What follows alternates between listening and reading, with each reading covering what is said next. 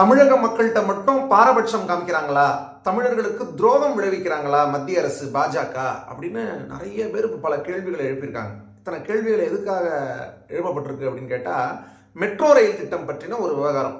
சென்னையில் metro rail நிலையம் நிறையா இருக்குது, நம்ம எல்லாருக்குமே தெரியும். அதே மாதிரி கோயம்புத்தூர், மதுரை உட்பட 4 பெருநகரங்களில் சென்னையில் இருக்கிற மாதிரியே மெட்ரோ ரயில் நிலையங்கள் அமைக்கணும் அப்படின்னு சொல்லி தமிழக அரசு ஒரு திட்டம் போடுறாங்க.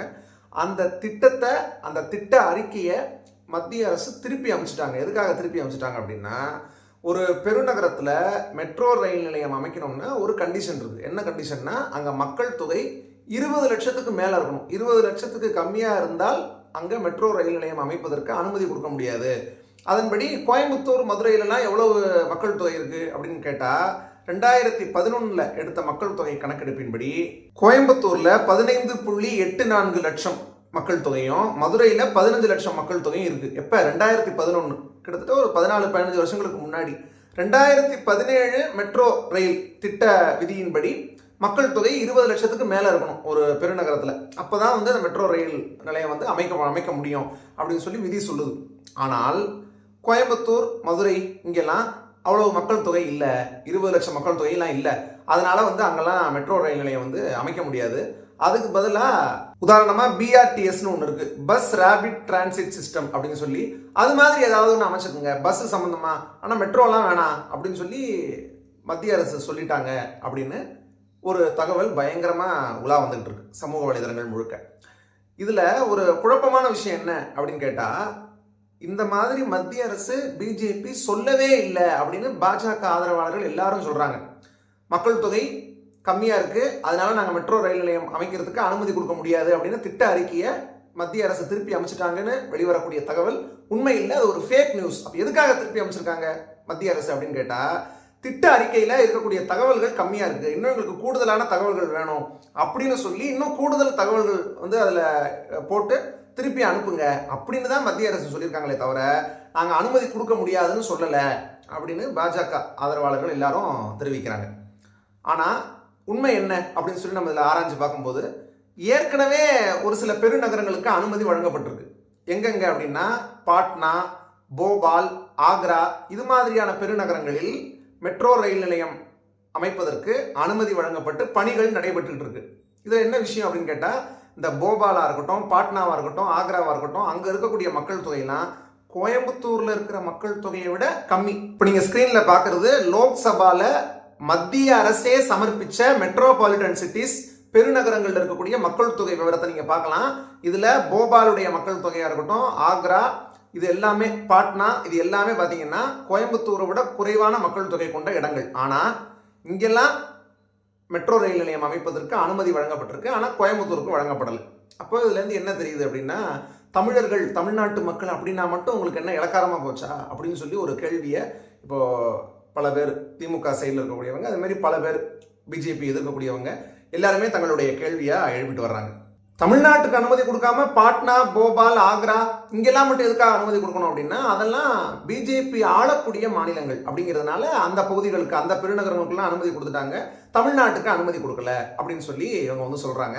இப்போ மத்திய அரசு அனுமதி மறுத்துருச்சு அப்படிங்கிறதுக்கான தகவல்கள், அந்த தகவல்கள் எதுவுமே உண்மை இல்லை அப்படின்னு அவங்க சொல்றாங்கல்ல, அது உண்மையா அப்படின்னு கேட்டா நம்ம அதில் ஆராய்ச்சி பார்க்கும்போது என்ன தெரிய வருது அப்படின்னு கேட்டால், 2024 பிப்ரவரி 23 அப்பவே வானதி ஸ்ரீனிவாசன் அவர்கள் மத்திய அமைச்சரான ஹர்தீப் சிங் பூரி அவர்களுக்கு ஒரு கடிதம் எழுதியிருக்காங்க. என்னன்னா, சீக்கிரமே கோயம்புத்தூர், மதுரை உள்ளிட்ட இந்த பெருநகரங்களில் மெட்ரோ ரயில் நிலையம் அமைக்கிறதுக்கு அனுமதியை சீக்கிரம் கொடுங்க அப்படின்னு.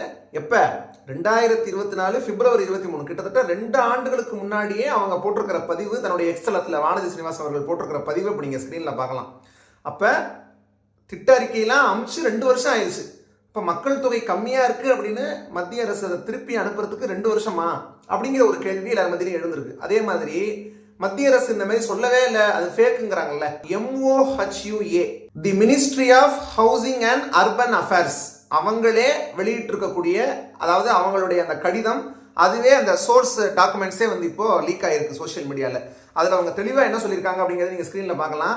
For the cities other cost effective urban transport system with robust bus system and BRTS may be better suited அப்படின்னு அவங்க தெளிவாக சொல்லியிருக்கிறது இந்த சோர்ஸ் டாக்குமெண்ட்ல இருக்கு. அப்படிங்கிறப்போ இது ஃபேக் அப்படின்னு எந்த அடிப்படையில அவங்க சொல்றாங்க? உண்மைதான், மத்திய அரசு இந்த திட்ட அறிக்கையை திருப்பி அமைச்சிருக்காங்க. மெட்ரோ ரயில் திட்டத்துக்கு வந்து அவங்க அனுமதி மறுத்துட்டாங்க அப்படிங்கிறது தான் உண்மை. அப்படிங்கிறத இந்த சோர்ஸ் டாக்குமெண்ட் மூலமா பல பேரும் சமூக வலைதளங்களில் தெரிவிச்சுட்டு வர்றதை நம்ம வந்து பார்க்க முடியுது. மேலும் இது பற்றி இன்றைய இந்து தமிழ் நாளிதழில் வந்து ஒரு செய்தி தொகுப்பும் வெளிவந்திருக்கு. என்ன அப்படின்னா, சென்னை மெட்ரோ ரயில் நிலைய அதிகாரிகள்லாம் என்ன சொல்லியிருக்காங்க அப்படின்னு கேட்டால், இது மாதிரி சீக்கிரம் கோயம்புத்தூர் மதுரையிலாம் மெட்ரோ ரயில் நிலையம் அமைப்பதற்கு அரசு அனுமதி கொடுத்துருவாங்க, மத்திய அரசு அப்படிங்கிற நம்பிக்கையில் நிலங்களை கையகப்படுத்தக்கூடிய பணிகள்லாம் தொடங்கப்பட்டுச்சு. ஆனால் திடீர்னு இது மாதிரி நாங்கள் அனுமதி அளிக்க மாட்டோம் மத்திய அரசு சொல்லியிருக்கிறது கொஞ்சம் அதிர்ச்சியாக தான் இருக்குது. இதை தமிழக அரசு ஒரு நடவடிக்கை எடுத்து அடுத்த கட்டமாக என்ன பண்ணணும்னு சொல்லி யோசிச்சு சீக்கிரமே அனுமதியை வாங்கி கொடுப்பாங்க அப்படின்னு நாங்கள் நம்புகிறோம் அப்படின்னு சென்னை மெட்ரோ ரயில் நிலைய அதிகாரிகள்லாம் தெரிவிச்சிருக்காங்க. இந்த கோயம்புத்தூர் மதுரை பெருநகரங்களுக்கான இந்த மெட்ரோ ரயில் நிலையத்துக்கு ஒவ்வொன்றுக்கும் ஒதுக்கப்பட்டிருக்கக்கூடிய பட்ஜெட் எவ்வளோ அப்படின்னு பார்த்தோம்னா, கோயம்புத்தூரில் 39 கிலோமீட்டர் தொலைவுக்கு அவினாசி ரோடு கருமத்தம்பட்டி வரையிலையும், அதே மாதிரி உக்கடம் டு சத்தியமங்கலம் சாலையில் வலியம்பாளையம் பிரிவு வரையிலையும் ரயில் பாதை அமைப்பதற்கு திட்டம். கிட்டத்தட்ட கோயம்புத்தூர் முழுக்க 32 ரயில்வே அதாவது மெட்ரோ ரயில் நிலையங்கள், அதுக்கான பட்ஜெட்டு 10,740 கோடி. அதே மாதிரி மதுரையில் திருமங்கலம் டு ஒத்தக்கடை போகக்கூடிய ரோட்டில் 31.93 கிலோமீட்டர் தொலைவில் 27 கிலோமீட்டர் மேம்பால பாதையில் 23 ரயில் நிலையங்களும், 4.65 கிலோமீட்டர் சுரங்கப்பாதையில் 3 ரயில்வே நிலையங்களும் அமைப்பதற்கு திட்டம். மதுரையில் மெட்ரோ ரயில் நிலையங்கள் அமைப்பதற்கான பட்ஜெட் 11,340 கோடி. எது எப்படியோ இந்த பிரச்சனைகள் எல்லாம் சரிவர தீர்க்கப்பட்டு சீக்கிரமே கோயம்புத்தூர் மதுரை போன்ற பெருநகரங்களுக்கு மெட்ரோ வரணும் அப்படிங்கிறது தான் எல்லாருடைய விருப்பம். ஏன்னா பல மாநிலங்கள் மிகப்பெரிய வளர்ச்சியை அடைஞ்சிட்டு வரக்கூடிய நேரத்தில் கண்டிப்பாக தமிழ்நாடும் இன்னும் அடுத்த கட்டத்துக்கு போய்கிட்டே இருக்கணும். ஒவ்வொரு நிலைமையிலையும் அதுக்கு கண்டிப்பாக மத்திய அரசும் உங்களுடைய ஒத்துழைப்பை பங்களிப்பை வந்து கொடுக்கணும் அப்படிங்கிறது பல பேருடைய வேண்டுகோளாக இருந்துகிட்டு இருக்கு. மேலும் நீங்கள் என்ன நினைக்கிறீங்க? இதில் யார் பக்கம் தப்பு இருக்குன்னு நீங்கள் நினைக்கிறீங்க? சீக்கிரமே கோயம்புத்தூர் மதுரையில் மெட்ரோ ரயில் நிலையம் வரணும் அப்படின்னு உங்களுடைய விருப்பம் இருந்தால் கீழே கமெண்ட்ஸில் சொல்லுங்கள். மேலும் இந்த வீடியோ உங்களுக்கு பிடிச்சிருந்ததுன்னா கண்டிப்பாக அதிகமான பேருக்கு பகிருங்கள். தொடர்ந்து அடுத்தடுத்த பதிவுகளில் சந்திப்போம். நன்றி.